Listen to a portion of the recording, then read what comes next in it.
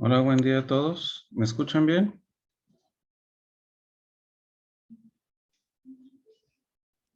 Buen día, se escucha bien.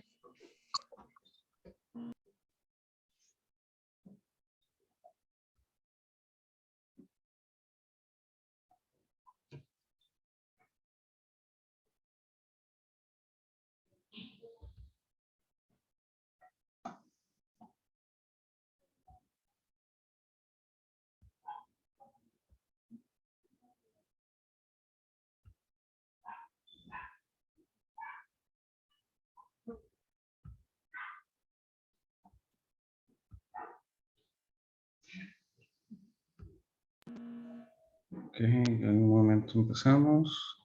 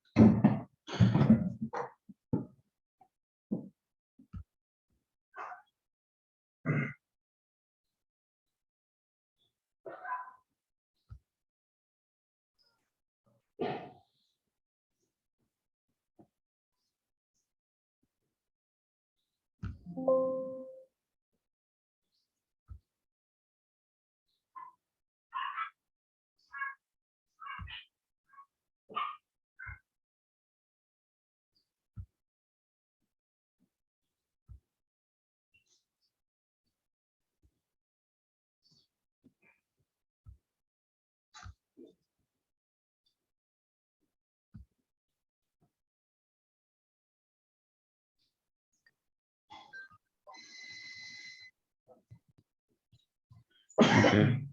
¿Se escucha ya? ¿Se escucha mejor? Ya. Ya se escucha. Ya se escucha. Sí, buenas tardes. Muy bien, entonces vamos, les voy a pasar la pantalla.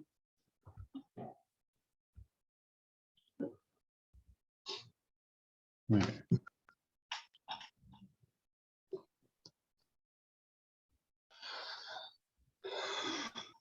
Bueno, vamos a empezar. Primero que nada, les agradezco mucho estar aquí. Como saben, es parte de una preparación que yo estoy llevando por mi cuenta, pero que espero y estoy confiado que nos va a ayudar a todos en un futuro. En este caso, el tema es acerca del diseño curricular, esa es la materia, y la actividad es conceptos fundamentales en relación con el currículo.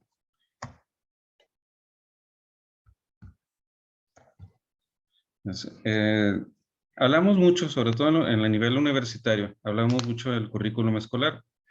El concepto de currículo viene de carrera, ¿sí? La carrera que recorremos, es decir, son las materias que tenemos que llevar a lo largo de una carrera. Y esto empieza desde hace mucho, desde que se empezaron a crear los programas universitarios. Y ha habido varias interpretaciones de lo que es un currículum escolar. Stenhouse nos dice que es una tentativa para comunicar los principios y rasgos esenciales de un propósito educativo. Este permanece abierto a discusión y crítica y puede ser trasladado efectivamente a la práctica.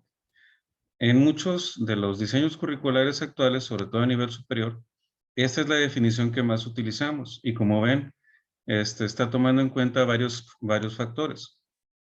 Hay otras definiciones que son un poco más prácticas, como la de Johnson, que dice que se utiliza para referirse únicamente a los objetivos y contenidos de la educación formal.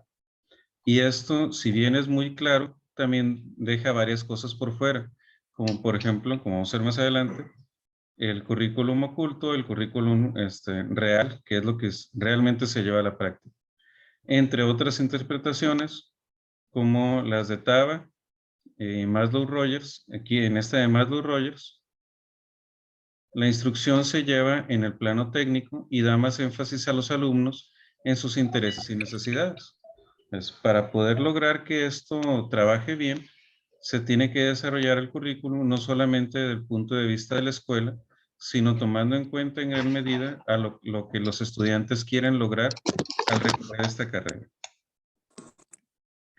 Valderrama lo lleva más adelante todavía y dice que lo constituyen el alumno por principalmente estos tres factores. El alumno que aporta su personalidad, los intereses y necesidades, el profesor, que es un facilitador crítico, es decir, el profesor funciona como el que facilita el aprendizaje, pero a la vez es parte fundamental de la evaluación del aprendizaje y el contexto del sistema educativo, que es el medio en el que se desarrolla. En el caso de nosotros, el medio educativo es la clínica, es el Instituto Mexicano del Seguro Social, etc. Y hay que entender estas tres definiciones y sus características para poder entender cómo vamos a aplicar el currículum a una clase o a una carrera, como en el caso suyo, la medicina familiar. El currículum formal es la planeación del proceso de enseñanza-aprendizaje con sus correspondientes finalidades y condiciones académico-administrativas, y lo caracteriza su legitimidad racional. Es decir, es lo que a nosotros, por ejemplo, al doctor Diego y a mí, nos dicen que ustedes tienen que saber. Nosotros nos dan una planeación, nos dicen los R1 deben de llevar estas materias, deben de llevar estas clases. Los R2, estas y estas. Eso es lo que formalmente ustedes deben de llevar. Y eso es lo que nosotros también muy puntualmente les entregamos al inicio del año, bueno, de su año escolar, para que tuvieran una idea de qué materias se iban a llevar y de qué se iba a tratar cada materia, qué clases se iban a llevar. Entonces, ese es el currículum formal. Ahora, esto se tiene que llevar a la realidad y muchas veces del dicho al hecho hay un trecho. Como ya se dieron cuenta sus R2, ellos también recibieron el plan de estudios de todo el año, pero no se pudo llevar todo a la práctica. Y en la realidad, yo creo que son poquísimas, si las hay, unidades donde sí se lleva totalmente el currículum formal. La gran mayoría de las unidades, sobre todo en el caso de medicina familiar, avanzamos hasta donde podemos, hasta donde llegamos, porque hay una característica de nuestro año, que ustedes empiezan el año escolar en marzo, pero las calificaciones se tienen que enviar en diciembre. Entonces, no tenemos realmente 12 meses para trabajar. Tenemos entre 9 y 9 y medio, porque antes de fin de año nosotros tenemos que enviar sus calificaciones para que sean tomadas en cuenta y sobre todo en el caso del penúltimo año, los R2 cuando hay R3, los R3 cuando hay R4, porque se tienen que ir al servicio social. Entonces, ahí en ese momento, desde ese momento sabemos que el currículum formal no lo vamos a lograr. Y aparte tenemos el currículum oculto, que este es el proveedor de enseñanzas encubiertas, latentes, enseñanzas no explícitas y brindadas por la escuela. En este caso, se refiere principalmente a lo que no está en el formal, lo que no está planeado, pero que es necesario hacer. Como por ejemplo, por poner un ejemplo, el rally que hizo el doctor Diego al inicio del curso, ese obviamente pues no viene en la planeación. Ustedes se dieron cuenta, en ninguna parte viene una actividad así. Pero sabemos que ese tipo de actividades de integración, de presentación, como ustedes la quieran ver, no solamente es bueno, sino que es hasta cierto punto necesario para integrar los dos grados y hacer un solo equipo de residentes. Y algo similar se va a hacer para cuando entre el siguiente grado y así sucesivamente. Pues, esas son las definiciones y características de un currículum formal, el real y el oculto. Ahora, esto no viene de lo que se nos ocurrió o de lo que nos llega por inspiración divina. Hay conceptos que tenemos que entender, como por ejemplo, que el currículum, los currículum, son marcos ordenadores de las concepciones sobre la realidad que abarcan y pasan a ser formas, aunque sea indirecta, de abordar los problemas prácticos de la educación. Entonces, a lo mejor ustedes, como me pasó a mí en su momento, voltearon a ver sus materias que llevaban en la escuela. Y, ¿para qué necesito yo saber esto? ¿Eh? ¿Para qué me va a servir? ¿Cuántas veces en su vida han usado el trinomio cuadrado perfecto, por ejemplo? Nadie nunca lo usa, ni los matemáticos lo usan. ¿Eh? Pero lo tienen que aprender. Entonces, los currículums de nivel superior, sobre todo, se enfocan a lo práctico. ¿Qué necesita saber esta persona para trabajar en lo que quiere trabajar? Entonces, de ahí es donde vienen los conceptos de la teoría curricular. Tenemos el hombre como cultura y como educación. La naturaleza de los contenidos se refiere a qué es lo que necesita saber, de qué naturaleza son. En el caso de nosotros, es de naturaleza biológica, médica. ¿Cuál es el saber teórico, conceptual? De esto viene el saber técnico, práctico, y de ahí viene el aprendizaje y los procesos. De este aprendizaje y procesos es donde, a fin de cuentas, se van a derivar todo lo que vamos a terminar viendo en el currículum escolar. Porque de aquí, del aprendizaje y los procesos, es de donde se va a sacar lo que ustedes tienen que aprender para ejercer la profesión que están estudiando.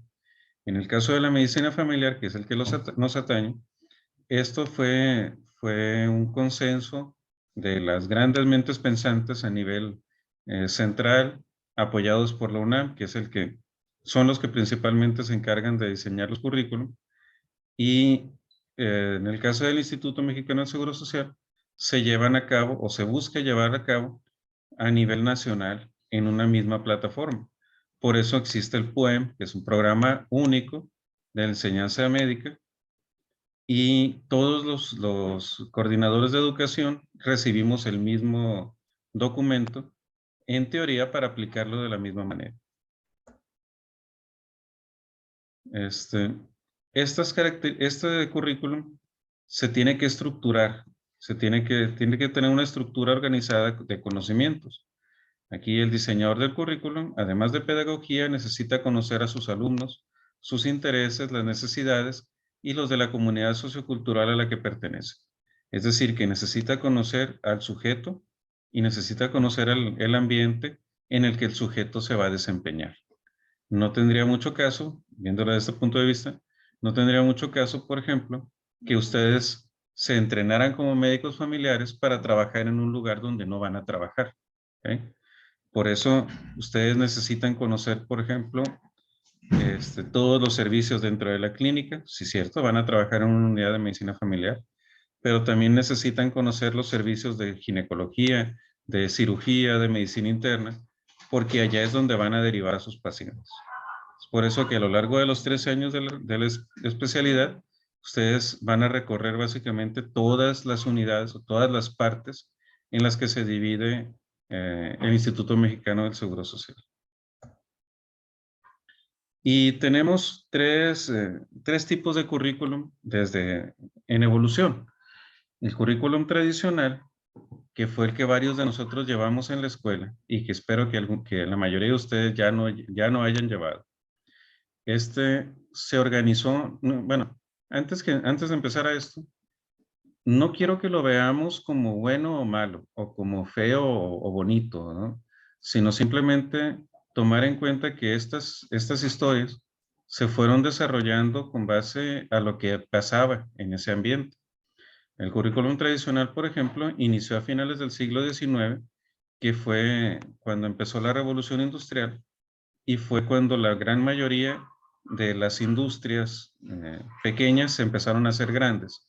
Y eso jaló a mucha gente del campo a vivir en las ciudades, lo que a su vez creó la necesidad de que esas familias que venían a las ciudades se juntaran o se organizaran para educar a sus hijos. Y la manera más fácil que se les ocurrió en ese momento era abrir escuelas masivamente. La educación se hizo formal, se crearon instituciones, etcétera, y habría que hacer un currículum de acuerdo a eso. Por eso, este currículum tradicional es de carácter rígido y parcial en la práctica educativa, es decir, se dice lo que se tiene que hacer. Sin embargo, tiene una limitación en el desempeño del profesor y el alumno porque se basa en los procesos de memorización y trabajo exhaustivo. ¿Quiénes de ustedes se acuerdan, por ejemplo, de cuando nos dijeron, haz una plana de esto? Como por ejemplo, las tablas. ¿Cómo te aprendes las tablas? Pues repítelo 10 veces, anótalo 10 veces. Y 7 por 1, 7, y 7 por 2, 14, 7 por 3, 21, y bla, bla, bla, bla, bla, bla. Y si te preguntan 7 por 8, tienes que empezar a 7 por 1, 7, 7 por 2, 14, hasta que llegas al 8. Porque así te lo aprendiste. Bueno, en mi caso así fue. a base de memorización y trabajo exhaustivo. Los rasgos distintivos de este currículum tradicional es su verticalidad, es decir, de arriba hacia abajo. Se reciben las órdenes y esas se pasan al que está abajo. El autoritarismo, porque no habría manera de cuestionar por qué se me enseña esto, quién es la persona para enseñarme esto. El verbalismo, porque se basa en enseñanzas habladas o escritas. No hay otra cosa fuera de lo que el maestro te enseña. De eso viene también el intelectualismo, de que se busca crear conocimientos, aunque no tengan base esos conocimientos, simplemente saber lo que tienes que saber. La postergación del desarrollo afectivo, porque se nos enseñaba a aprender, que eso, aunque no tuviera relación con lo que yo estoy viviendo, lo tengo que saber. La domesticación, principalmente en el caso de las mujeres, porque iba a que lo que tú tenías que aprender tenía que tener una aplicación práctica en tu casa. Si no, no tenía caso que lo aprendieras. Por eso en ese entonces todavía era muy común que a las mujeres se les negaba el estudio, porque ¿para qué quieres estudiar si lo que tú tienes que hacer es dedicarte a la casa? Y esto también va de la mano con el freno del desarrollo social, porque lo que se busca simplemente es replicar el mismo status quo. Los que están arriba se mantienen arriba y los que están abajo se mantienen abajo. Este sistema era muy rígido en base a la autoridad y la dependencia del profesor al alumno. El profesor decía y el alumno decía, el alumno hacía. Actualmente esto está quedando cada vez más en el olvido, pero tenemos que saberlo para entender cómo es que llegamos hasta donde estamos. Un avance hasta cierto punto fue el currículum tecnocrático. Se basaba en relación a los procesos de modernización en los años 50, cuando ya pasamos la revolución industrial y empezamos la posguerra con el baby boom y con un tipo de tecnología que no se tenía antes. En este caso, Vasconi relaciona la tecnología educativa con el pensamiento tecnocrático y la educación se ve no como una acción histórica solamente determinada, se descontextualiza y se universaliza. Con el punto de vista de que ya tenemos esta tecnología, ya tenemos estas herramientas y es bueno enseñarlo y lo mismo a todos para que se puedan superar. Sin embargo, en la realidad no todos estábamos en ese mismo concepto. Como por ejemplo, a lo mejor a ustedes les tocó las aulas de Planea, las que tenían los pizarrones interactivos y todo ese show. Y la escuela, el gobierno, perdón, a finales de los 90 quiso poner eso en todas las escuelas como que fuera el último grito de la moda. Incluso en algunas escuelas rurales pusieron ese tipo de pantallas interactivas con el internet y todo. Pero realmente la gente no estaba preparado para eso y al cabo de unos años se terminó. Aquí el proceso educativo buscaba centrarse en lo que puede ser controlado y en lo explícito, porque al hablar de tecnología hablamos, bueno, de tecnocratización, hablamos de lo que se puede hacer, de lo que de lo que puede prácticamente hacerse. No hablamos de aspirar a otras cosas o de investigar, sino lo que se puede hacer. Y así fue como surge la tecnología educativa. No hay que confundir con las tecnologías de la educación. Esa es la manera de usar la tecnología a favor de la educación. Aquí es la educación dependiente de la tecnología. Igualmente esto fue avanzando, se fue cambiando y pasamos a los currículum con base crítica. Aquí, como dice su nombre, era una didáctica crítica, es decir, didáctica de preguntarse por qué. ¿Por qué es esto? ¿Para qué hacerlo esto? Aquí el problema básico de la educación no es técnico, sino político. Es decir, ya tenemos una población, una sociedad. ¿Qué le tengo que enseñar yo a esa sociedad? ¿Por qué las mujeres tienen que aprender a, a votar, por ejemplo? ¿Por qué los hombres tienen que aprender tal cosa? ¿O por qué los niños tienen que aprender esto? ¿Para qué lo van a aplicar en su vida? ¿Qué beneficios van a tener en la sociedad? Esto, si bien es un paso adelante, incorpora elementos del psicoanálisis y ya toma en cuenta las relaciones sociales. Sin embargo, lo toma en cuenta todo esto de base política. Y como todos sabemos, el que controla la política controla también esto. Por eso es que en muchos regímenes totalitaristas, como el caso de China, por ejemplo, su población está muy compenetrada con lo que les enseñan porque es lo único que conocen. Muchos de ellos no tienen la idea, por ejemplo, de elegir un gobernante. No les llega el concepto ese porque nunca lo supieron, nunca lo aprendieron. Y el examen del problema del poder. Aquí la escuela es un centro de contradicciones porque es una crítica. Debe de funcionar como una manera de criticar lo que sabemos y lo que podemos aprender. El poder de autogestión de los profesores y alumnos. Entonces, esto nace de saber que la gestión o lo que yo tengo que aprender también me debe de tomar en cuenta a mí. Es decir, si yo voy a entrar a una clase y yo creo que esa clase no me sirve, yo tengo voz para decirle a mi maestro y por qué tengo que ver esa clase. ¿Eh? ¿Qué me va a enseñar o de qué me va a servir a mí aprender esto? Entonces, como ven, hasta la fecha, hemos tomado parte de cada una de estas teorías y se han estado implicando cada vez más para, para irse perfeccionando. Obviamente no hemos llegado a la perfección, pero se va avanzando. Y uno de las teorías que más se están utilizando ahora, sobre todo a nivel eh, educación superior, es la teoría humanista. En esta, el enfoque se da a la formación personal, no nada más profesional, o sea, no nada más que el estudiante sepa qué tiene que hacer, sino que se forme de manera que no solamente sea un buen profesionista, sino una buena persona también. El propósito aquí es ayudar en la formación de tanto de la persona como del estudiante y facilitar el aprendizaje. Se les da a los estudiantes las herramientas, se le ponen los elementos para aprender, pero se toma en cuenta que el estudiante es el que tiene que aprender, no el maestro. Por eso aquí el profesor es una guía y el estudiante es un ente activo. Aquí a mí me ha tocado mucho ver en mis alumnos, no en ustedes, en otros alumnos que no son ustedes, que se quedan a veces del lado cómodo de decir es que, bueno, a mí enséñame, tú dame la lección, tú dime qué tengo que aprender y ya con eso lo hago. Y cuando nosotros los queremos poner a pensar, hay a veces un cortocircuito acá, como que las neuronas no hacen sinapsis. Dicen, pero ¿cómo? O sea, están tan acostumbrados a la exposición a las clases, perdón, de tipo expositivas, que cuando los queremos involucrar en el proceso de aprendizaje, a veces no saben cómo empezar. A mí me ha tocado eso mucho con mis alumnos de la universidad, sobre todo en los primeros semestres que les toca conmigo, y lo que me he dado cuenta es que entre más los involucres, para ellos es más fácil trabajar. Ya están esperando cómo les van a preguntar o ya están esperando el momento de ellos participar. Y eso a su vez hace la clase más amena y hace que el aprendizaje sea más profundo.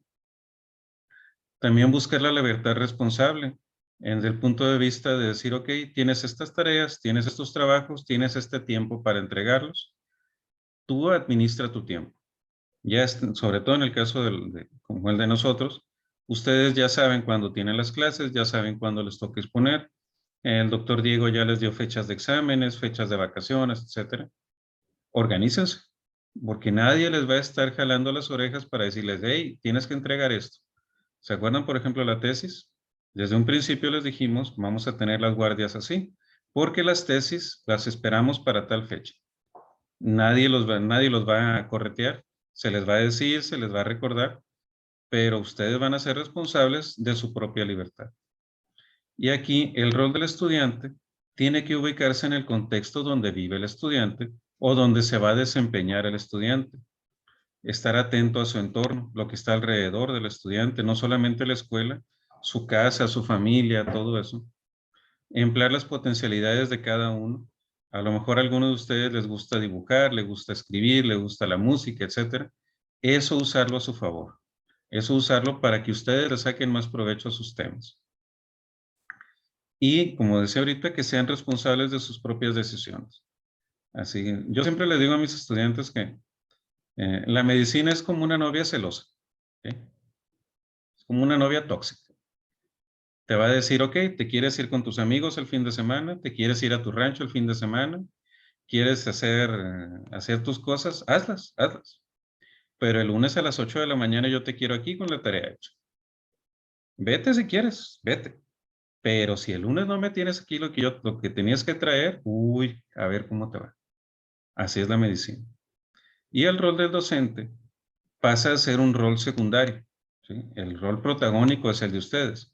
Aquí el docente es un orientador, tiene estrategias didácticas, debe aplicar diferentes estrategias didácticas, no solamente la exposición, así como lo hace el doctor Diego con sus Cahoots, como lo hacemos nosotros con los ejemplos, cómo aplicarías esto, cómo utilizarías lo otro. Debe de saber no solamente las técnicas, sino cómo manejar al grupo, ¿sí? Al grupo como una sola cosa. Y se involucra con sus estudiantes desde el punto de vista de que conoce a sus estudiantes y sabe cómo sacarles el mayor provecho. Ahora, para aplicar esto, hay una metodología basada en el diseño curricular. Vamos a revisar, bueno, hay varias, pero vamos a revisar la de la doctora Díaz Barriga. Esto tiene 4 pasos. Primero es la fundamentación de la carrera profesional. En el caso de ustedes, que son estudiantes de posgrado de medicina, de la especialidad en medicina familiar, la fundamentación es una de las más antiguas que tenemos en el instituto. De hecho, la residencia en medicina familiar fue la primera que el instituto desarrolló. Por ahí de los años 71, si no me equivoco. Y esos fundamentos no han cambiado gran cosa porque la familia sigue siendo la base de nuestra carrera. De ahí viene la elaboración del perfil profesional. Entonces, ya sabiendo en qué se va a desarrollar el estudiante, para qué se va a desarrollar el estudiante, elaboramos el perfil profesional. Esto tiene varios pasos y va desde la investigación de los conocimientos, técnicas y procedimientos hasta la determinación de las poblaciones y el desarrollo de un perfil profesional. Ustedes, por ejemplo, cuando hicieron su examen de especialidad, dijeron, yo quiero ser médico familiar. ¿Por qué? Porque yo sé que el médico familiar va a hacer esto y esto y esto y esto. Y cuando termine la carrera yo voy a poder trabajar aquí, voy a poder trabajar allá. Ese es el perfil profesional de ustedes. ¿Ok? Aparte, pues les llega la base bien rápido y ya tienen trabajo asegurado por el resto de su vida, mientras se porten bien. Después se pasa a organizar y estructurar el currículum. ¿Ok? Ya tenemos la meta, ya sabemos a dónde tenemos que llegar. Ahora hay que estructurarlo en tiempos, en materias, en cómo se va a organizar. Primero determinando los conocimientos y habilidades requeridas, de ahí determinando la organización de las áreas y tópicos y contenidos para ir desgranando cada cosa, la elección del plan curricular y terminar con la elaboración del programa de estudio, que es lo que ustedes reciben a fin de cuentas. Ese PUEM es el programa de estudio. Y por último, este es un programa de evaluación continua, es decir, que cada que termine el año vamos a ver en qué nos fue bien, en qué nos fue mal, y se van a diseñar evaluaciones externas que ustedes hacen, evaluaciones internas que hacemos los encargados, y de estas 2 evaluaciones se va a diseñar un programa de reestructuración. Normalmente esto lo hacen a nivel nacional, a nivel central, y a nosotros nos llegan los cambios. Como en el caso, por ejemplo, de este año, los que son ahora R2, el año pasado llevaron 3 evaluaciones, que fue la cognitiva, afectiva y psicomotriz. Y de hecho ese programa de evaluaciones era el mismo que tenía desde hace muchísimos años. Este año, 2022, el programa cambió, hubo una evaluación externa primero, luego una evaluación interna, y se desarrolló un cambio, una reestructuración, y ahora tenemos más evaluaciones porque se toma en cuenta también el aspecto educativo y de investigación, entre otros, para darles un ejemplo de lo que es la evaluación continua del currículo. Y eso es todo. Entonces, como ven, las materias que ustedes llevan o las asignaturas que ustedes llevan no nacen de la nada, sino que tienen todo un proceso para poder llevarlas a cabo. Y ese proceso los involucra a todos ustedes en menor o mayor medida. No sé si hay alguna duda, alguna pregunta.